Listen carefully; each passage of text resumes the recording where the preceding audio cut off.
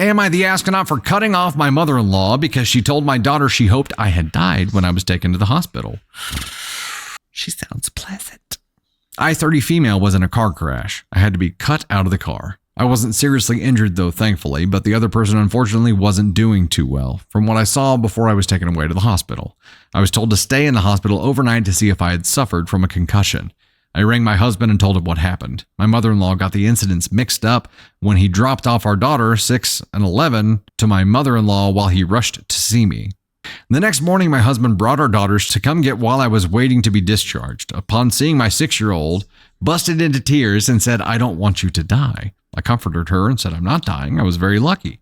She then said, "Granny said she hoped I'd die so that they and my husband can come live with her." Me and my husband were shocked, and my 12-year-old confirmed she heard her say that. My husband said he was going to ring mother-in-law. When he came back in the room, he looked furious, but didn't say anything until after we got home. He said mother-in-law denied it, but after he kept pushing, she ended up admitting it. But she said she didn't mean it. I thought we were close, but I guess not. I am incredibly hurt she would want that and said I wanted me and the girls go no contact with mother-in-law. I told him he can have a relationship with her, but I don't want me and the girls to have one with her. My husband said he supports me. He then rang mother-in-law and told her what I said. She didn't take it too well. She came to our house crying and saying it was a misunderstanding and she didn't mean it and that we were taking it the wrong way. Oh, you mean you wished I had died a different way? There's, so many ways that you can take that. My husband asked, "What did you mean then?" She just got hysterical and started crying and saying she always wanted daughters, but my husband was the only child due to her not being able to have any more after him, and that the girls are more like her daughters than granddaughters, and she didn't think properly when she said that to her 6-year-old. You mean you're evil? Got it. She got so worked up that my husband had to take her home. When he got back, he said he didn't know she felt like that and asked if I still wanted to cut her off. I said, yes!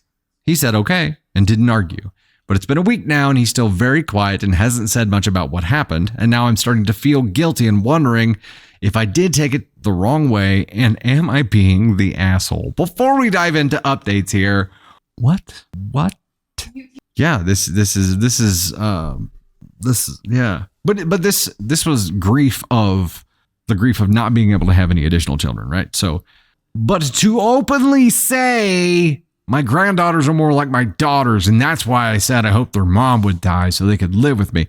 That's not a justification. That doesn't make it better.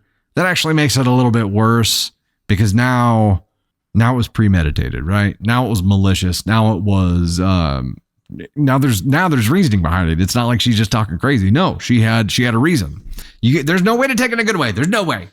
Yeah, she said that to the kids, and now she's expecting to still have a relationship.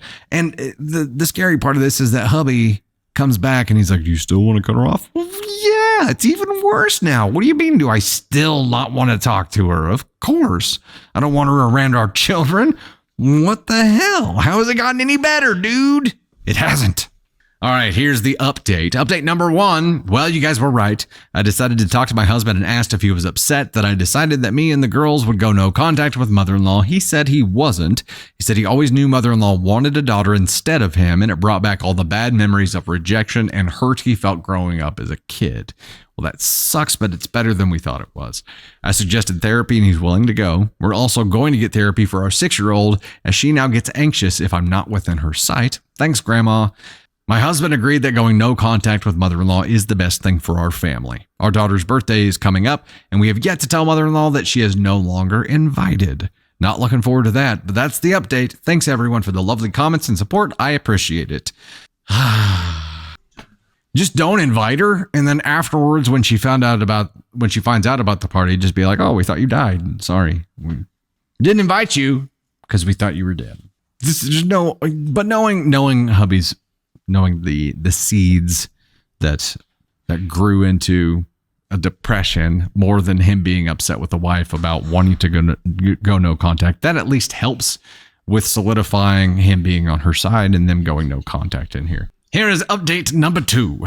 I didn't think I would be posting here again, but here we are. Mother-in-law has been arrested. My husband's cousin found my post and knew it was me, and she reported it straight to mother-in-law. Yeah, we We know it was you who told her, Christina.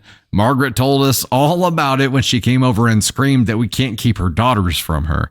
She didn't even hesitate to drop your name and throw you under the bus. So much for loyalty, huh? You are not welcome in my home anymore, and you are officially removed from Sam's birthday list and our lives. How about you show the whole family this post so they can see how two-faced you are? To the Reddit community, sorry about that. My mother-in-law has been arrested. She came to our house screaming that we can't keep her daughters from her. Husband tried to calm her down and get her to leave. She wouldn't and attacked him. My husband had to restrain her, and I called the police. She fought them, but it got nowhere except the back of their car. The woman is truly insane. My husband talked to the police because I had to calm down my daughters. After all, they witnessed the whole thing. My 6-year-old was hysterical about Granny being taken away. This is all just a big mess. That's the end of the frickin' story. Holy shit. These poor kids, but this 6-year-old in particular who received the statement from grandma in the first place and now witnesses this, like how much heavy shit are these kids going to go through? Everybody needs therapy. Everybody. Mother-in-law probably needs a 72-hour hold.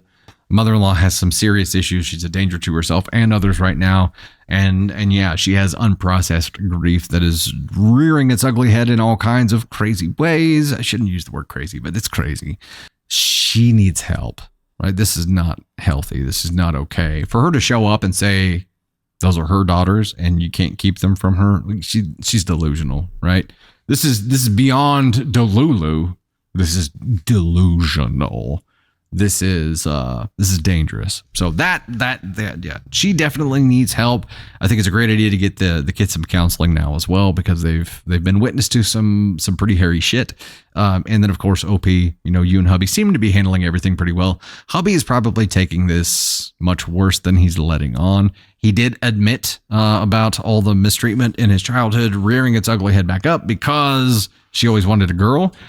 So he's got some things to process there as well that are now fresh. And Mom, you might as well go ahead and hop in there too. Everybody in therapy, kids especially, and Granny obviously, but the kids, man, they're gonna need some time. They're gonna need some time to work through this.